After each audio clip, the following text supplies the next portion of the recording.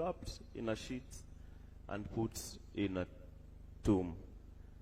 Right now, Mzee is wearing the uniform he donned for number 1 functions, but tomorrow we'll be wrapping him in the sheets. We'll extract him from the casket and lay him in the ground so that he can return to us dust as quickly as possible, just the way he wanted it, and just following the man he admired the most, Jesus Christ. Your Excellency, my father always alikuwa na mambo matatu kama wewe, not the same, but all his speeches were divided into 3. Today I'll divide it into 4 because he was a Foster General. Firstly, you've heard from Bishop Lele about his love for God.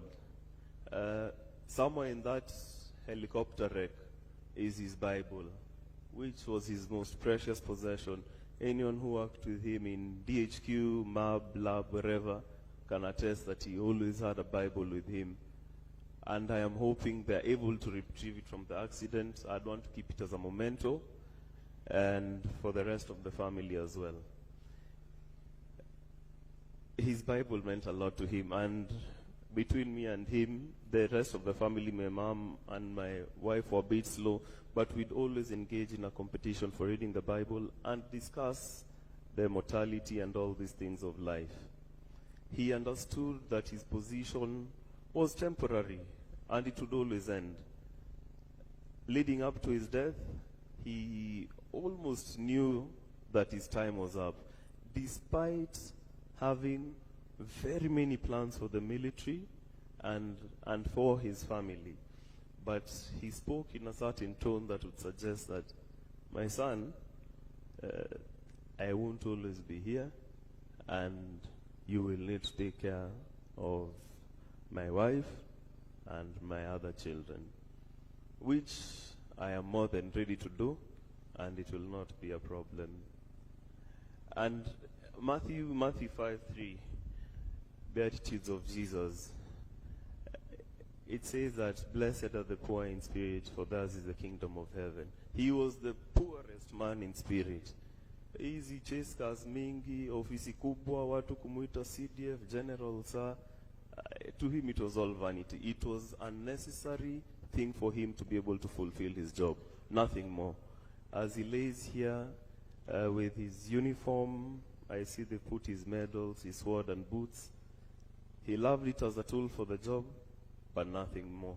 Don't be under any illusion that he thinks is important once he breathed his last. That was point number 1, his love for God. His point number 2 and point number 3 is a very blurry line. It is about his soldiers and his family. I can guarantee you right now, ule private mwenye amekaa pale juu kwa kona and me, he viewed us almost the same. You may not have had the same privileges I might have had being his son, but in his heart of hearts, the lowest person, the cleaner, to his vice, he treated all of them with respect. And he respected every single human life. His worst days was when he had, or rather different days he hears his soldiers have been hit. He was actually mourning like he was mourning a child. And he'd go down to his knees and ask, God, what is happening here? Hard for me strength. Nahitaji kulima hii Al-Shabaab kabisa. Nahitaji kulima hii bandits kabisa. Which is what he was doing in the line of duty when he went down. And I want to tell even the bandits or Al-Shabaab who are celebrating, mtu mwenye alikuwa analima lima kila wakati, muongeze click. Watu ya SF, mukipewa mission ya kwenda kulima adui, maliza kabisa. Na ukifanya skirmishing, confirm. Waongeze 3 za kichwa. That's how he would have wanted it. He wanted to die, in fact, fighting one of these enemies. And so, musikubali kuogopa Al-Shabaab. Kama mdosi wenyu hakuwa anaogopa adui, basi mnaogopa nini? Si yeye amelala hapa, na sisi wote tutalala hapa. Usipende maisha yako yote sana, na iko kitu moja kubwa kushinda wewe, Mwenyezi Mungu na nchi yetu ya Kenya. Lima musiangushe click, muongeze. Watu ya Boni endeleeni kuongeza click kabisa, because his ultimate dream was to have a fully peaceful Kenya. Hii mambo ya watu kugongo hitting civilians left, right and center, he had told me many times, General Karangi started that side, I will finish it. He may not be the one to finish it, but all of you now have a responsibility. Musiangushe hiyo click, wekeni juu. And he always used to say, kazana, weka kazi mbele na Mungu mbele. Na ulime adui kabisa. Lima adui. Atakufanyia nini? Utakuja hapa, we'll celebrate you, but Kenyans will remain safe. Those tears of the women in Baringo and their children and the people, they won't go in vain. Hata sasa wenye wako deployed huko, wenye walichukua mili zao kwa ndege, don't despair, kazi inaendelea. He's gone, amri bado iko. Since ametoa amri, hiyo mahali lazima ifagiliwe kabisa. Na hivyo ndio itakuwa. That was point number 2 and 3. I'll talk about his family briefly. He really loved his wife, and he loved us also as a family, and he did everything for us. Anything he was ready to sacrifice for us. He believed in us completely. And his wife, I know, he kept on telling me, unajua nikienda sasa wendo utachunga mama. And mom, I will take that job seriously, na nitakuchunga to the best of my ability. Lastly, if you knew General, he loved reading. He loved playing golf. I know his golf buddies really miss him. And he said in an interview, when Excellency appointed him, was the last time he played. And just when we were talking on Saturday, I told him, sasa ukiretire, itakuwa aje? And he told me, I look forward to going back to golf. But his primary consideration always was this great nation of Kenya. He loved it, and in his death, he wishes that Kenya will remain totally secure, free from external influence, and any Kenyan, be it from Baringo, Chemolingot, Lamu, Mandera, Wajir, any corner of this country, he wanted them to be safe. A child to go to school, get an education, pursue their dreams, and he died doing that. And there is no greater death for him.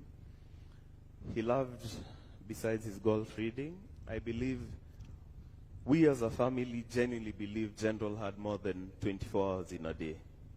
Because in a day, Tuesdays and Fridays, in fact, we are normally here. This Tuesday, we were here doing the Defense Forces physical readiness test.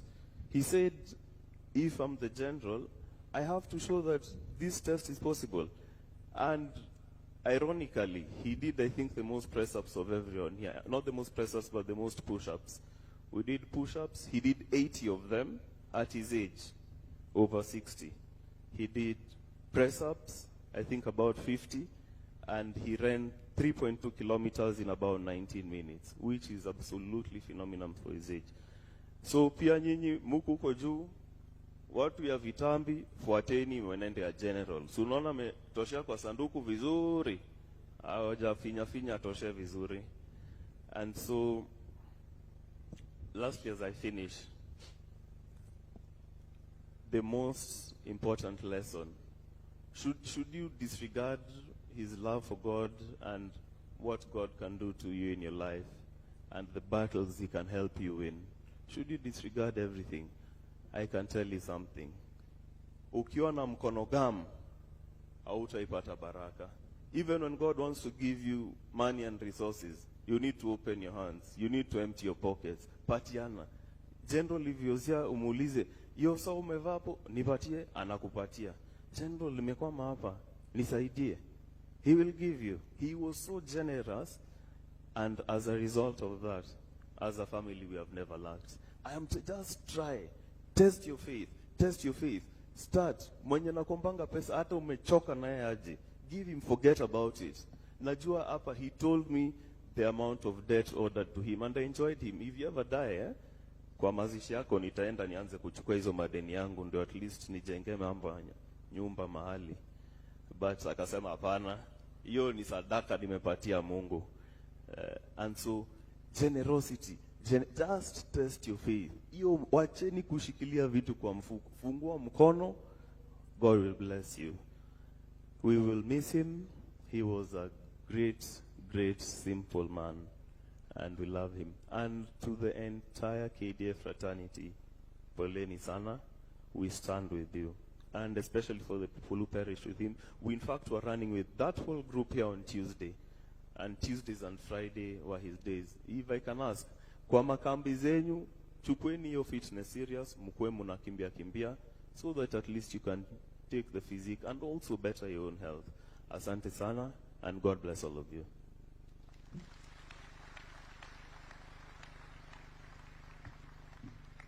Thank you very much, Joel, for such a rich tribute to your dad, General Francis Omondi Ogolla.